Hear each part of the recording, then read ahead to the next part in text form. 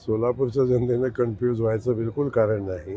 कारण आदरणीय ताईसाहेब आहेत त्या दिल्लीच्या रस्त्याबाबतीत विचार करतात. ते शहराच्या आणि ज्या जिल्ह्याच्या रस्त्याबाबतीत ते विचार करत नाहीत. ज्या ठिकाणाहून राहुल गांधीच्या घरी चांगला रस्ता जातो त्या ठिकाणी त्या रस्त्याचा त्यांच्याकडे विचार असतो. त्यामुळं या ठिकाणी आपण पाहिलं असेल की आमचे सचिनदादा असतील, आदरणीय बापू असतील, यांनी त्या रस्त्याचा पाठपुरावा केला आणि तो रस्ता आता मंजूर झाला. आपण बाकी सगळ्या विषय बाजूला ठेवून खरं तर खऱ्या अर्थानं या परिस्थितीमध्ये विकास काम कोण करत आहे, विकास कामाला पाठबळ कोण देते आणि भारतीय जनता पक्षाच्या सरकारच्या माध्यमातून एक एवढ्या मोठ्या प्रमाणावर विकास काम होताना आपण सगळेजण पाहतोय.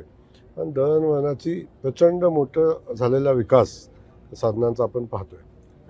जय पवार असं म्हणतायत. खरं तर अजितदादांनी मुख्यमंत्री व्हावं असं सगळ्या कार्यकर्त्यांची इच्छा होती. सुनेत्रा वहिनी तर त्यांची जागा घेत आहेत, त्यामुळं 29ला सुनेत्रा वहिनी मुख्यमंत्री व्हाव्यात अशी सगळ्यांची इच्छा असतात, त्यांचं मत आहे. आपण कशा पद्धतीने मत आहे? नाही, आता प्रत्येकाला आपल्या भावना व्यक्त करायचा अधिकार आहे, परंतु मुख्यमंत्री व्हायला तेवढा मोठा जनाधार लागतो, तेवढ्या आमदारांची सगळी मोठी संख्या लागते. आणि मला वाटतं याचा निरर्थक चर्चा करण्याचा मध्ये काही अर्थ नाही आहे.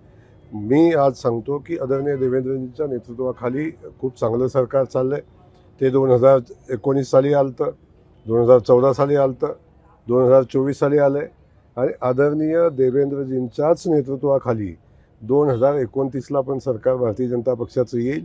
त्यामुळं प्रत्येकाला इच्छा व्यक्त करण्याचा अधिकार आहे.